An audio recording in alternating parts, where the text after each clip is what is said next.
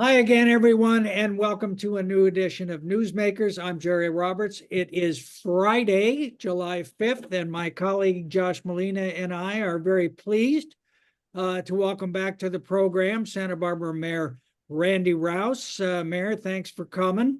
My pleasure. My pleasure. What else would I do on this fine Friday morning? Well, belated July, happy Independence Day to you. The last this country will celebrate, unfortunately, as a free country.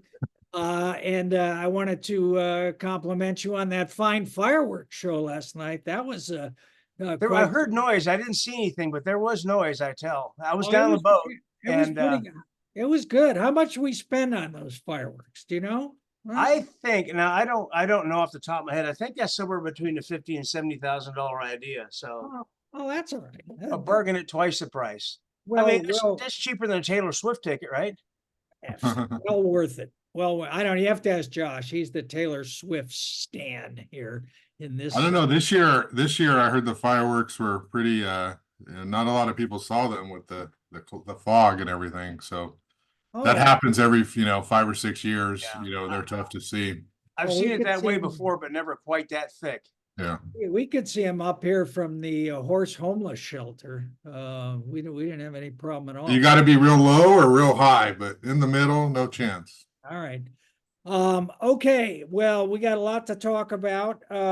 Mayor, couple things been in the news. Let's start with everybody's favorite subject, the State Street Advisory Committee, which will give us something to talk about at least for the next 4 or 5 decades. So the city finally came out with its block by block recommendations for what ought to happen and presented it to the committee. There was no action taken, but it seemed a little bit like that meeting and perhaps the whole process has been, in the words of some, taken hostage by the electric bike community. What was your response, A, to the recommendations as presented, and then B, to the way it kind of went down at that committee? Yeah. Well, as you guys both know, I'm not allowed to officially opine because it is a Brown Act committee, and I would be the fourth member were I to weigh in on the actual master plan itself. However, in a very general 30,000 foot scenario, which I've always been in, my frustration is the lack of what we're doing in an interim way. That's why I came out with my article that said, let's just open the streets so we can get this thing settled, because this is going to be debatable for a long time. And even if we were to decide on something next week, we haven't identified financing for it. So when the block by block people come up and say, okay, we want to make this street level and that street level, in other words, bring the street level up to the curb, it was estimated at the beginning of this process that was about a $10 million per block idea. 10 That million per money, block? yeah, per block, because those streets have a zillion utilities in them. Number one. Number two is State Street is the de facto storm drain for Santa Barbara when it's raining. That's this configuration is partly because of that's where the water goes. Anacapa and State Street are like the rapid rivers during the storms. But my frustration comes from why we're doing this, I think, backwards. Normally you'd start with an area and you say, let's propose this, let's design it, let's agree on it, and let's finance it, and then you build it. But what we've done is we've closed it off and saying we're going to close it off until we come up with an idea. And yeah, it's a matter of opinion, but there's an idea that, oh, it's a closed street, there's no cars, a bucolic, pleasant place to be. Okay, that's an idea. The reality is that it's been hurting business wise. Our parking system has basically going in the red. All these things are happening, and I'm not saying cars are not the magic bullet, but what we're doing is certainly not the answer either. So why shouldn't we just go ahead and open up and get things going, and then allow this master plan to come to fruition and allow it to come to consensus and financing like you would do normally in a project that you were designing? Yeah. Well, say if by magic, you had the power to do anything, I don't know, you were the mayor or something. I mean, what do you want to see there right now? Do you want to see the whole thing open to cars or one Yeah, way? the reason why I do, Jerry, is what I don't want to do is do an interim engineering plan, because interim engineering is costly and time consuming. My point about opening it up is just like, let's just get it open. That way we don't have to re-engineer anything. We can just go ahead and slurry seal it, restripe it, and get going. We've got that big underpass coming up sometime this year, most likely. And when we get that, and your first thing you're going to see is that big wall of K rails. I'm not sure what our messages we're trying to send. It's like, well, Very time to turn bad around, go feng back to the beach. shui. Bad urban feng shui to put those K rails Yeah. there by the. Well, if you love Caltrans, you're gonna love our theme we've got downtown right now. So I think we've done everything we can to not allow us to go forward. And it's frustrating. It's like we're nostalgic about the pandemic. I really miss the pandemic. If we could just keep one little piece of it, I know we'll keep the street closed. Bring back the N95s, by God. Nostalgic about the pandemic. I'm sorry. I'm a little cranky about it, as you can tell, but you guys knew that. That's why you poked the bear. Are you making any progress with your colleagues? Yeah, I think so, because I think they're starting to realize that. I don't think I'm going to get the fully open thing. I would like to, because that makes the most sense engineering wise. I think people are starting to think more about some kind of compromise. Friedman did that one proposal for a compromise, which was going to be the 500 and 600 blocks, and then open up the rest. That didn't get voted in. And I'm not really sure I go out there. I was walking around Saturday night, and I was in search of the promenade, because it's kind of like a unicorn. You've heard it exists, but I keep looking for it, and I go, I see a sidewalks. When beautiful night, lots of people walk on the sidewalk. Nobody walking on the street, bicycles going by, one or two, no big deal. And I kept looking for this magical, what is this promenade I keep hearing about? The myth and the legend. Is it really there? I'm really going to get a hard time for saying this stuff. Oh, But you no, know what? keep going. It's what I've done. So, Randy, let me ask you, who are the people who are pushing for cars to return? And now you're all blurry. So there you go. Much better. Okay. I guess still rearrange the furniture, Josh. Sorry. Because, I was at that State Street Advisory Committee meeting. The representatives from Strongtown, Santa Barbara were there, and the committee itself, many of them, at least the ones who were allowed to talk at the meeting, seemed to be in support of, not returning cars to most blocks of State Street. Some even don't want them at all. Who is asking for cars to return? It's more than just Jim Cannell, right? Who are you hearing it from? Well, I'm hearing it from all the major property owners downtown. And they're the stakeholders that are resolutely unasked, therefore silent. They're not singing the company song. And then, they're frustrated and whatnot. I mean, the big majors, the Balboa building, Larcata, Granada. I mean, all these people that at one time were even thinking, boy, the promenade seems like a neat idea. Well, the idea has not come to fruition.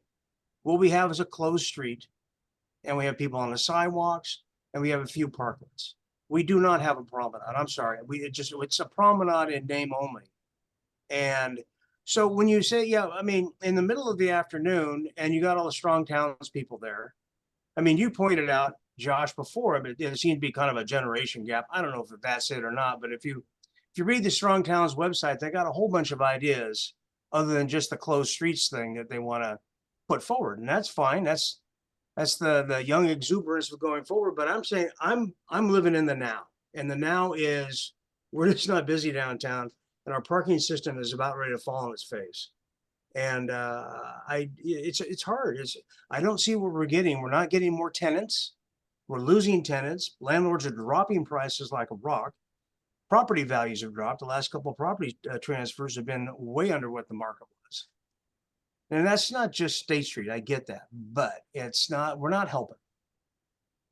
And one of the, what is it, Strongtown, whatever that is, one of its representatives said the following, Randy, State Street is more attractive, vibrant, peaceful, joyful post-COVID than it ever was in my lifetime, which admittedly is not that long.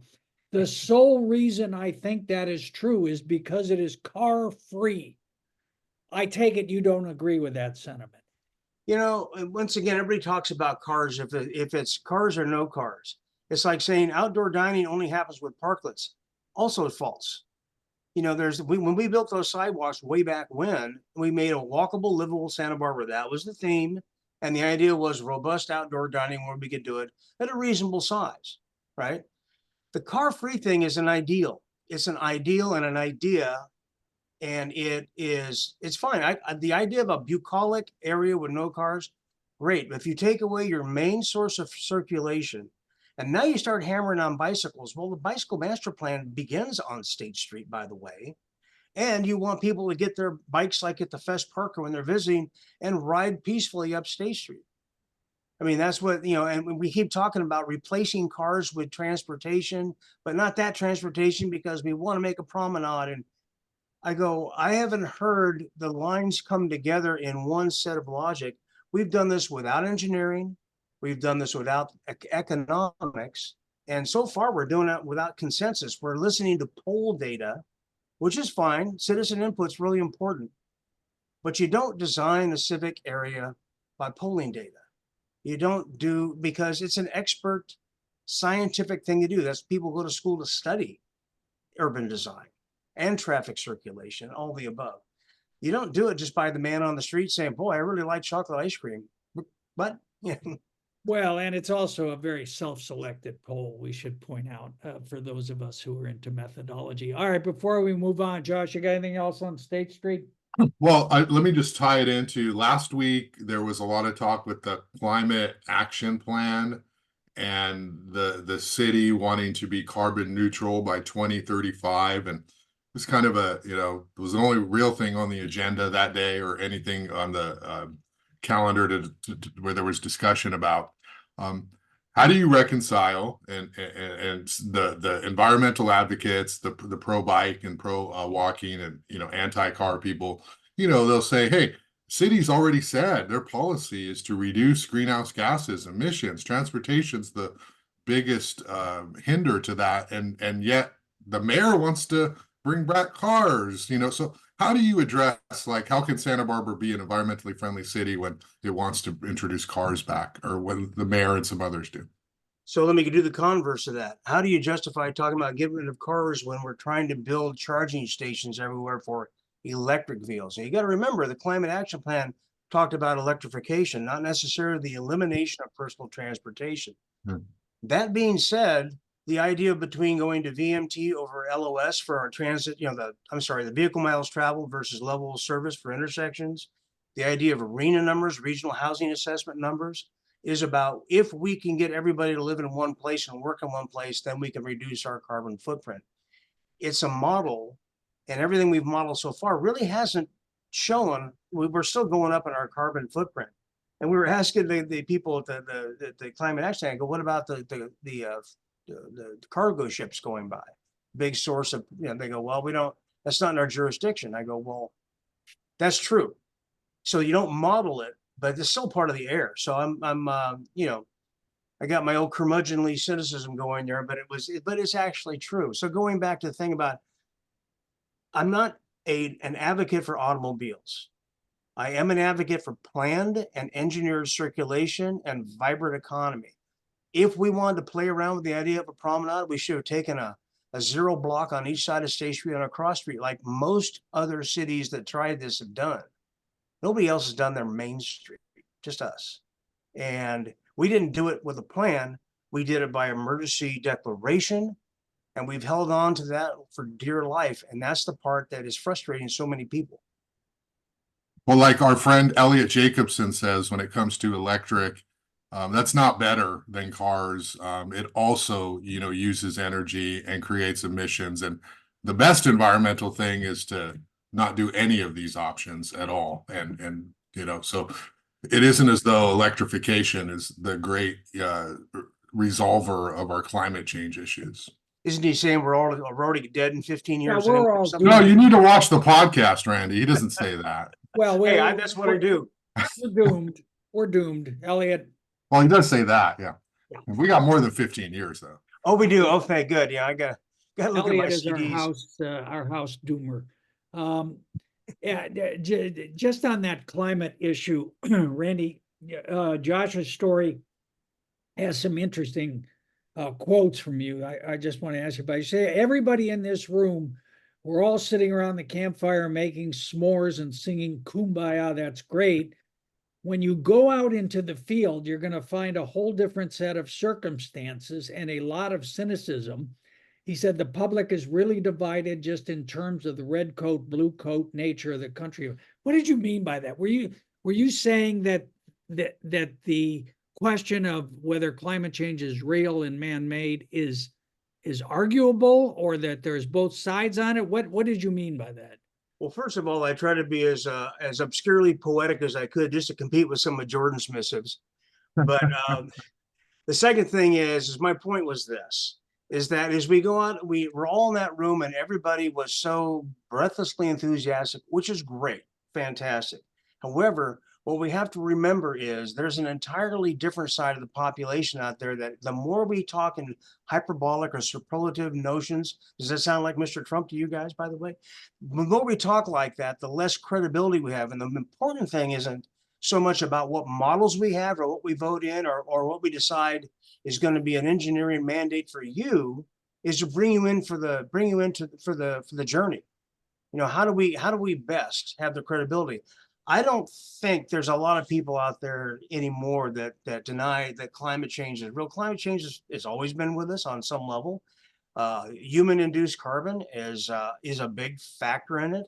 But how does it factor in? What are the percentages? What does it do? Because when you start looking at every weather phenomena as evidence of climate change, you don't understand climate. Climate is a long, big churning cycle of events that goes on and isn't exactly on a linear plane. It can be a real roller coaster ride like the El Nino, you know. So yeah, we just had this amazing record-setting hurricane down in the Caribbean. I get all that, but what is it we can do as opposed to this hyperbolic way of talking about everything like, oh my God, we're going to die. We've got a generation of kids behind us that say, well, we can't have children. There's not going to be an earth in 20 years, kind of thing. I go, we have to balance this out. We have to bring everybody into the game and just say, this is how we work together on this. So why'd you vote for the thing? Why did I vote for it? Well, number one, because it is a plan. Number two is it didn't have any dollars assigned to it. So it wasn't like we said, we're going to spend, $1 million a month on this going forward. I mean, we do have a relatively, sizable staff and whatnot. And the people we have working in that department are actually really sharp. I talk to them as individuals a lot. And so we do have a lot of things that we can do, but a lot of things that were, when we don't talk about, for example, the Tahigas landfill to the level I'd like to talk about, that's going to be a real life phenomenon real quick. I mean, what I mean, where we're going to come to this filling up the landfill and having to start to drive stuff all the way to Santa Maria if we don't change the way we're doing things. And it won't come from having more recycling routes. And that was a point I brought up when I talked about it. I go, recycling markets took a dump. And the idea that we're driving stuff up there, putting it on a truck and driving it back to San Pedro and throwing it on a freighter is, if you look at on balance, what the carbon footprint of that is, there's other things we could be doing, but right now we're stuck in that same thing. And I go, our waste stream is really probably one of the main things we could be working on proactively right now, and not just by telling people to have more colored cans in their driveway. Yeah. Josh, you got any more on climate here? No, I'm good. Okay. The Supreme Court of the United States, beside in its efforts to roll back the 20th century, did finally rule on this grant pass case that cities and states have been looking at for a long time, in terms of how active they can be with camping, homeless people camping, and so on and so forth, What was your takeaway from that decision, and how will it change anything the city's doing? So I'll just talk about Santa Barbara because we've had an active encampment clearing program going for quite a while, and we cooperate with Caltrans, who's been a fabulous partner in getting rid of some of those encampments by the freeway and whatnot. But we've never had this idea of like quote unquote punishing people like the media likes to point out, or arresting people. I mean, you got to go out of if you get arrested, you pretty much had to go way out of your way to do so. And when I go around, I spend a lot of time on the street with the cops, and it takes a lot to get arrested. But in any case, what it does do is it takes a little bit of the onus off us for everything we ever do. But we've got a property retention program. We've got a noticing program for belongings that are in encampments. We try our best to get people navigated through our new navigation center. To get them into the services they want. The really service resistant are still going to be a tough nut to crack, and we still do not have the ability to compel them to go into services. What we will have is more of the ability to say, hey, we can't have an encampment here. It's this is on public land, and it's not a place to camp. It's not safe. We can't have fires. You can't have you need a sanitary situation. We have these services provided. Now, we don't necessarily have a bed or a shelter for every one of them. And that's something that is ongoing with these like Dignity Moves projects, like the new one we just opened on Modoc and the one we have downtown. We're going at it the best we can. But I don't know that the SCOTUS thing is really going to affect what we do in a big way. But we're gonna have a big meeting about it coming up this week, so I'll find out if we got any new news. But isn't that sort of the thrust of the decision, which is cities are no longer required to have an equal number of beds or beds to accommodate everybody who is homeless in order to take some form of police action, correct? So here's where I'm not really fully understanding the ordinance or the law just yet, because one thing that Boise said was people have a right to sleep. It's a human necessity to sleep. And if you want them so they can sleep in a public That's area, why we do this show, Randy. We're trying to help people sleep. if nobody can create sleep like you, Jerry. I got that. No, we do the I don't know that we have the right to deny anybody the right to sleep. So, for example, if you're on a public sidewalk or whatever, if you're not blocking it, as I understand it, you're still okay. Now, if you set up an encampment, but we've always had this law in our camping ordinance in Santa Barbara where you can't set up a tent. You can't have more than just, if you're going to have to sleep, you have to sleep. But it doesn't mean you're going to camp and live there and be there constantly. So we've kind of been ahead of the curve on that in a lot of ways. But we between our outreach situations, our training with our community policing, and our new navigation center, we're really kind of ahead of a few steps ahead of the whole game that a lot of the other communities are going through right now, particularly the West Coast cities, the big cities around us.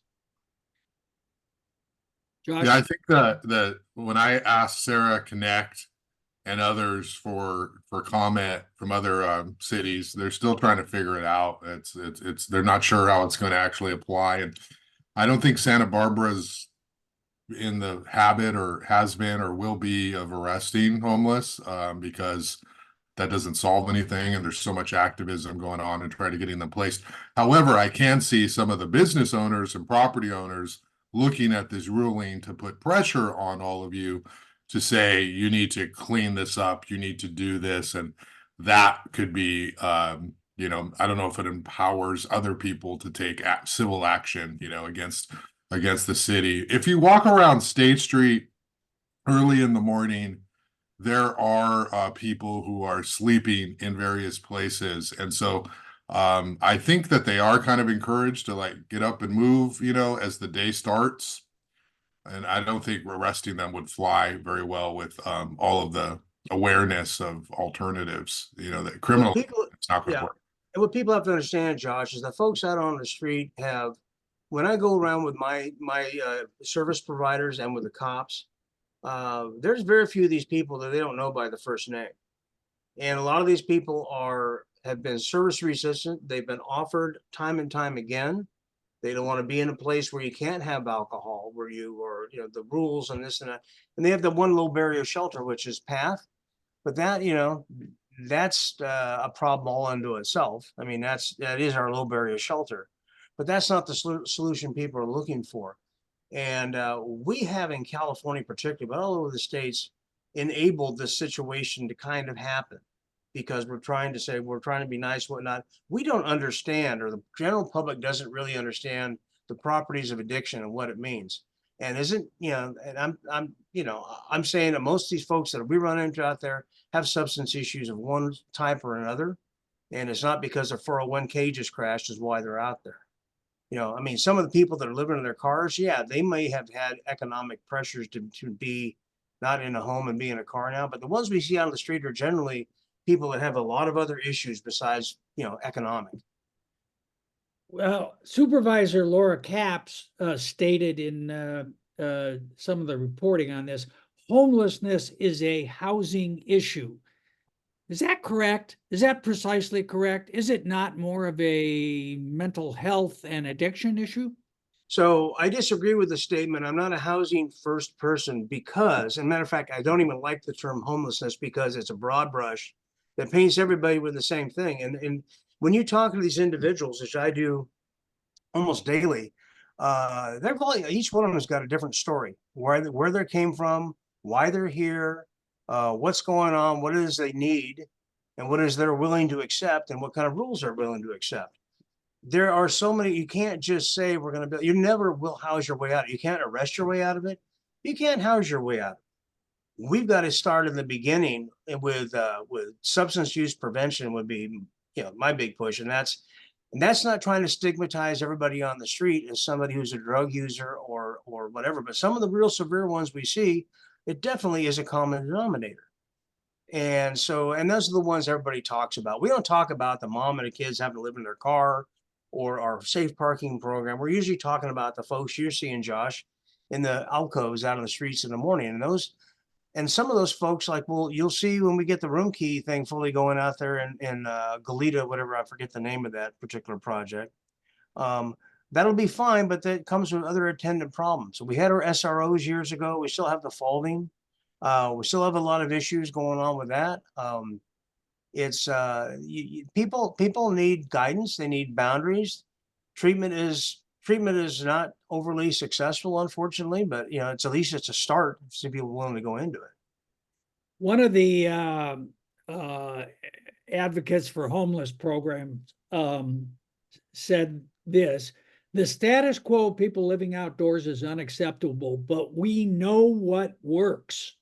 Connecting people to outreach, supportive services, shelter, and permanent housing. Do we know what works? No, we don't know what works. And what frustrates me about that, and I've had these discussions with these folks a lot of times, and we don't disagree completely, but there's bits of nuance in it.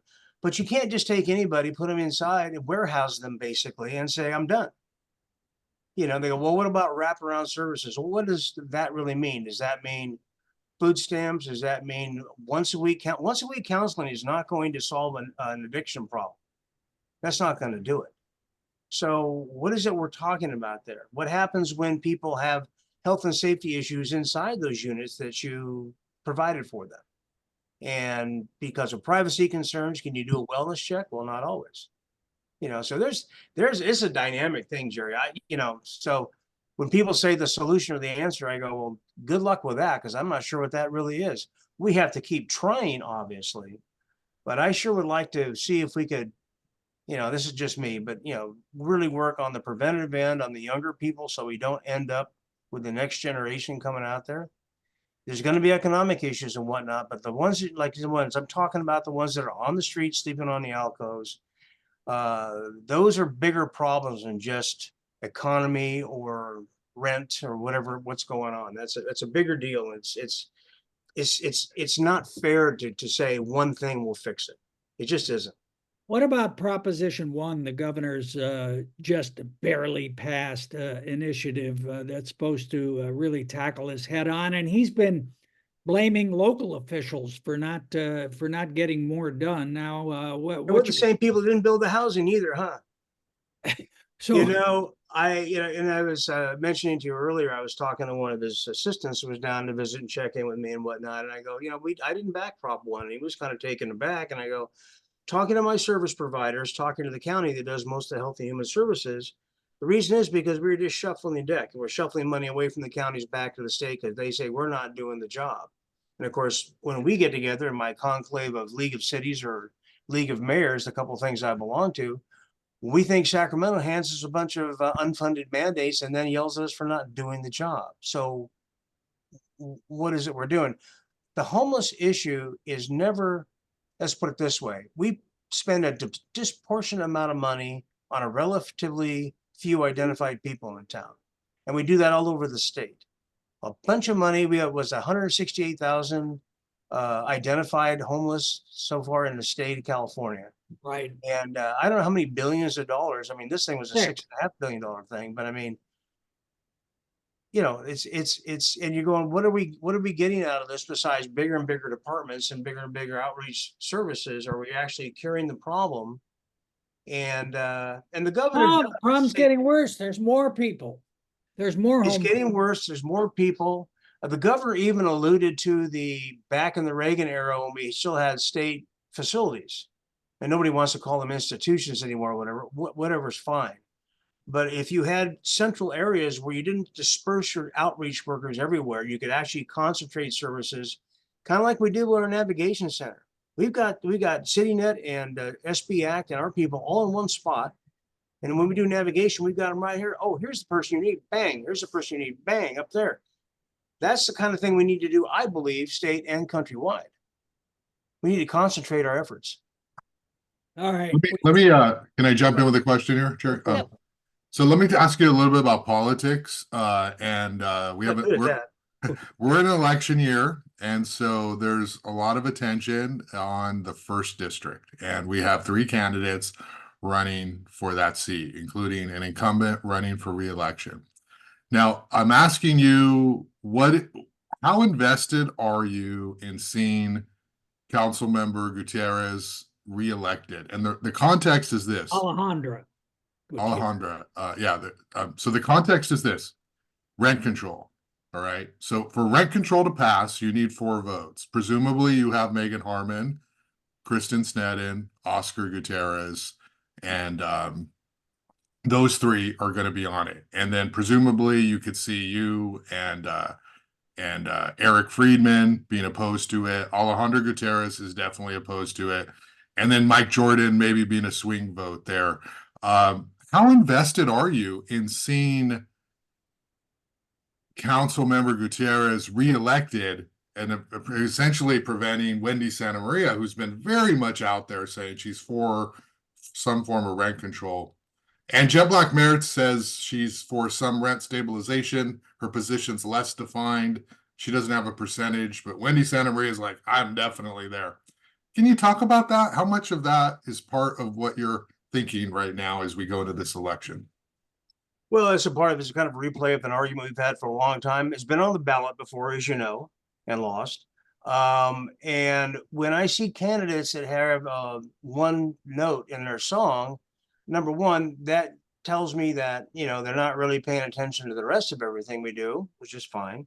Alejandra has really been working hard this last year or so to kind of, make sure she's more in contact with at least the people in her district. But, and this is, you get me off on a rant about district elections because I really hate the balkanization of our city vis-a-vis district elections. But when everybody else has a single thing they want to accomplish and they want to do it by counting votes has always made me crazy. The one thing that makes some of my colleagues crazy, because I do not have a calculus for political things. I don't have an ism anywhere. This is a real basic, stuff that we do every day. So, Allie is really putting her best effort into everything right now. And yeah, I think she deserves another shot. I haven't really talked that much with Jet Black Merritt. I'm on a Zoom with her on a bigger homeless thing because she's a county person with all that. And then Wendy I've only seen, up on the dais when she's speaking for cause. So, Allie's got her work cut out for her. it's going to be tough. It's for her to get the vote out and to have that kind of thing. But the rent control thing, I always talk to people. I go, we're in a rent control state right now. The rents have gone up 30% in the last 3 years. Why? I think a lot of it has to do with the fact that they capped it at 10%. And I go, you know, a lot of private landlords, I mean, little guys, not the big guys. The little guys are saying, I didn't raise rents every year ever, but now with this threat to my base, I feel like I have to. Because then, who knows what's going to happen next year? And then all of a sudden they're going to, cap it as something else. And I'm really stuck at a below market situation. So they brought a lot of small privates up to and beyond market. And I think it's really shown. So, and when it comes down to rent stabilization versus rent control, I mean, that's a potato in my book. I mean, in Santa Monica itself right now with rent control and rent registry spends over $5 million a year manning that program. They're the same size agency population as we are. And is it cheap to rent in Santa Monica outside of a rent control department? I don't think that answer is yes.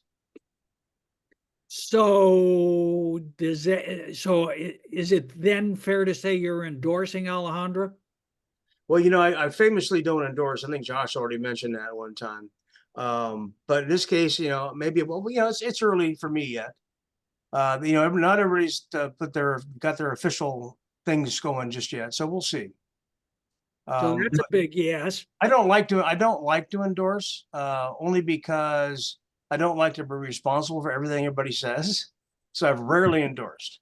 I think the last person I endorsed was Susan Salcido for the county superintendent of schools. The whole planet endorsed her, I think. I mean, that was I'm talking about because there was a big kind of a conservative backlash, and it was ill placed and whatnot. Susan's fabulous, and so that that wasn't a tough one for me. But when it comes to endorsement plus, I don't know.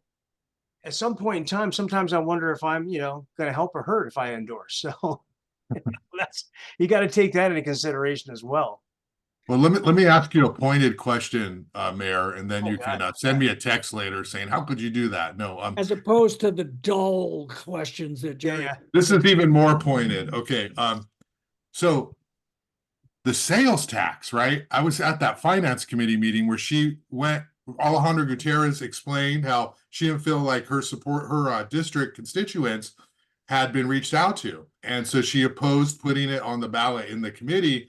And then we get to the council and she flips and just votes to put it on the ballot, which is obviously people can change their minds. There's no problem with that, but no explanation at all. That's just the vote. Did you ask her? Did you talk to her? Did you say, hey, Councilmember Gutierrez, we want a unanimous support of this so that the voters can pass it?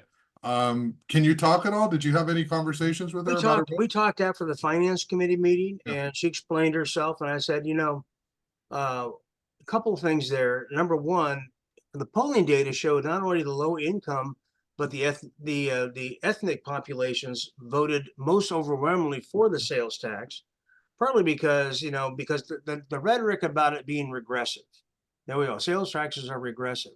But the necessities like groceries and utilities and medicine are not included in that. The other side of the coin is the services like library hours on the east side, parks and rec rangers, things like that. Those are the low-hanging fruit that get cut first if we don't have the money to do so.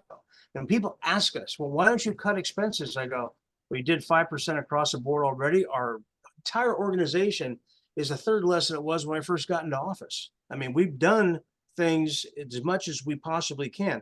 Yeah, the salaries and benefits keep going up. You bet. We're competing for employees just like everyone else. Everybody else is out there for competing employees. So what I just said was what was disappointing for me, because she was talking about how few people seem to be part of the polling data. And the polling data went after not just populations, but likely voters, high propensity voters. And I told her, I go, to be quite honest, the first district is a very low propensity voting district. So proportionally, her district was represented, I think, as well as anyone else's. I mean, it was only 66 votes. I get that. But in a general election, when you have hundreds of votes, I think, I think she was trying to defend her district. I think she was trying to defend the idea of regressivism for poorer people. But I think at the end of the day, I think it became very clear that we really were talking kind of a different ballgame. Because if we lose this now, And here's the bigger picture with the sales tax. If we're not successful, and boy, the county's already going after 2 more points on TOT this election cycle. And if they go up and they take out the cap for the county in the next cycle Hotel of tax. sales tax, we won't get it, but we'll be paying it. So, I mean, that's a kind of a crummy way to have to think about it, but it's the truth. We'll get 100% of the sales tax if we are able to get the half point. Well, you reluctantly endorsed another sales tax increase, Measure C, back in 2017, and have I was a signatory. repeatedly expressed some concern that maybe you shouldn't have done that, since they immediately jammed in a project labor agreement. Your good friend Greg Hart and other colleagues. Why is this one different? So, number one, I was a signatory on the sales tax for Measure C, and it was endorsed by everybody who realized that we needed infrastructure, particularly the voters who said, I mean, it could have been a supermajority. It was that good in terms of like paving the roads and building a police station. I was surprised how high a police station came in. Where I got disappointed really heavily was that soon thereafter, Greg introduced the project labor agreement. Because I spent a lot of time with Bendy White going around talking to business groups, just like I did for this last one, saying this is not union payback. And then all of a sudden, boom, it looks like union payback. So severely disappointed. The project labor agreement is still an issue for me. More on that later. But this one is just a matter of we are doing fine. Our bond rating's high. Our reserves, except for parking, are topped up. This isn't the bailing one thing out, but our finance director has been remarkably and painfully correct in his projections in terms of revenues, which are still going up, but expenses which are outpacing those. So he's seeing 3 and 4 years down the road where we're going to have a big structural deficit. And this is why he wants to initiate this now. Takes us up to the cap that we can do in the county, which is 9.25%. We're at 8.75 right now. But if we get 100% of that, then we can actually dedicate a healthy stream into our local housing housing trust fund, which then can be drawn on by Housing Authority or Habitat for Humanity, and start solving some of those little problems. The thing is, like when people are going, well, we got to do the house. I was with SB Can the other day, they're talking about that. I go, Housing Authority is fat. We have a high functioning housing authority, but we have to remember that we're serving one level of the affordability complex, which is the most affordable, the most need. In other words, the Section 8, the lowest income levels, and that's what those tax credit financed projects are restricted to. The other things going forward, like Habitat for Humanity, we can keep people in their houses by going over and fixing up houses that are dilapidated, where people just don't have the resources, especially older people, to fix up their own homes. We can do a lot of different things with these housing funds. So, but it's not it's a general sales tax. So a lot of it's going to be, and yes, you mentioned on your last show, I was in there screaming at the TV while you were there because I wasn't on it, but it will salaries and benefits. Salaries and benefits is the largest part of any public agency's funding. I mean, not any public agency, any service agency like us. 80 to 85% of what we do is salaries and benefits. That's just the way it is. This isn't to necessarily to supplant that. Yeah, a lot of that will go into that, but those are to provide those services that people expect out there in the street. All right, I promise to head get out. Josh out of here. Yeah, Josh, thanks. Thanks, Jerry. Thanks, Randy. Take care. Mayor, thank you so much. And we'll have much more to talk about on this sales tax, I'm sure, before Election Day. We're glad to do it. No, the sales tax thing is like, let's put it this way, Jerry. There is nobody on council particularly, but very few people that get more of a gut ache than me about saying, let's pass this new tax. I hate it. I hate it. I hate it. But thing is, it's the responsible thing for me to do. So, when I talk about not having an ism or an ideology, and they go, I thought you were conservative. I go, I don't have a lot of labels, you guys. I'm just trying to get the job done. And I really have, like I said, have a lot of faith in our finance director And that's why I call him the Prince of Darkness. But you know, because he's been painfully correct in his projections. Yeah, And Keith Martini, terrific guy. Keith Martini, and I go, you know, I can't. You know, when he tells me stuff like this, and I look at it, and I looked at the numbers, and I thought of any way we could not do this, and it would take away a lot of those ancillary programs like library time, like Parks and Rec. You know, I mean, public safety is something we don't usually touch, although we cut them both a year before this last one. But you Yeah. know what people, when they really object to this, they're talking about pensions. I mean, nobody but public employees has had a defined benefit pension plan since the 1970s. And you know, the trade-off used to be, oh, you don't make as much in the public sector, but you know, it's steady work. But Yeah, that axiom kind of crossed, you know, but I gotta say too, part of this thing is we do have a 115 trust now, so we can feed money into something that can pay down our pension obligations. So people are absolutely correct. And there are the pensions out there. This other side of the coin is when the CalPERS thing was invented, it became like this model that the rest of the country kind of emulated. But the problem is once you get into one of these pension things, people that invented these things are smart enough to go, either you're all in or you're all out. So if you want out, you got to float us a check for the balance of what the actuarial amount projected is. You know, $400 million or whatever it is. Well, why don't you float a bond to do that? I go, so people have to pay twice because you'd still have to have another replacement program after that. And maybe not a defined benefit, you know, like this is. I still don't understand the algorithm, Jerry, because, you know, it was say, well, the markets took a dive. That's why we're owing all this money. I go, well, the markets have done anything but taken a dive these last couple of years. But we still seem to be losing ground. And I go, well, people are living longer. I go, oh, those nasty employees are retiring and they're staying alive. Didn't count on that, did we? So that's a good point. Hey, I'll put that in the algorithm. All right, Mayor Randy Rowse, thank you so much. all right.